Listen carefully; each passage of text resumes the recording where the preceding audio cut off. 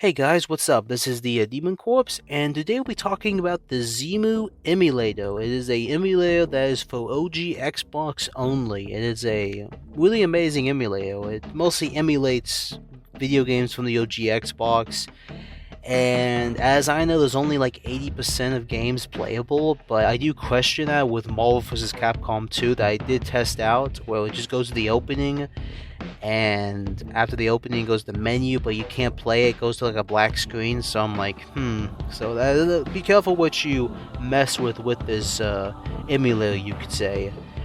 And I did test out Halo 1 and 2. I mean, the main games on the OG Xbox, and those run very good. I had no issues with Halo 1. Halo 2, I had some issues with. It's just frame rates, but I was able to fix it, and it runs perfectly now.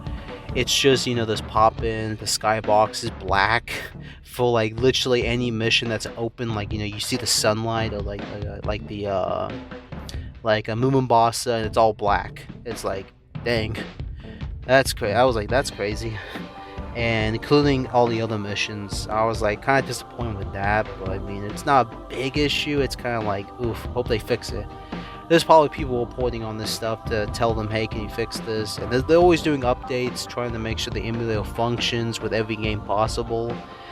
But it's a work in progress, and I'm happy that there's people out there that are making sure that this stuff is preserved for newer generations that want to probably play these games, because, sooner or later, some of the stuff is going to be difficult just to play on original hardware, or even... we've seen that with Star Wars. There's people who want to watch the original version from the movies, and they were having an issue with that. But there's people who are working on that as well to make sure those are preserved. There's always people trying to make sure this stuff is good for newer generations. But it's a good emulator. I do recommend it. One of the major issues I have is that you have to make these ISO files into XISO files.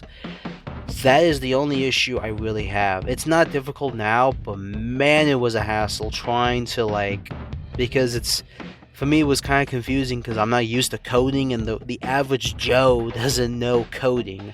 I'm not the biggest expert on coding and trying to convert something and like that. I know how to do an MP3 to MP4 or MP4 to an MP3. That's easy, but XISO to ISO, ISO to XISO, that was an issue.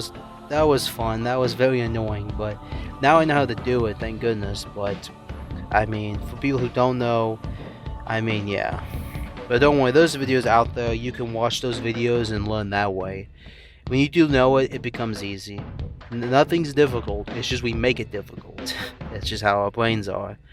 But as a whole, I recommend this emulator if you can find it. It's easy to find. It's on Windows. I think there's like a Linux and Mac version. So hey, you can play Halo on the Mac. Ooh, or Linux. Hey, there's all the benefits for this emulator.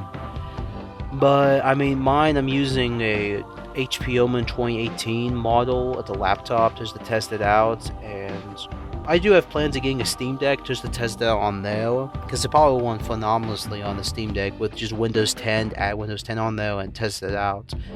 But I don't know about Windows 11. I haven't really tested out Windows 11 yet, and I have no plans yet to upgrade my HP Omen to Windows 11, so it probably runs good on that too, so though I have no issues probably with that if I do get to Windows 11 at some point in like a year or so when they do discontinue Windows 10. It's going to happen, sadly.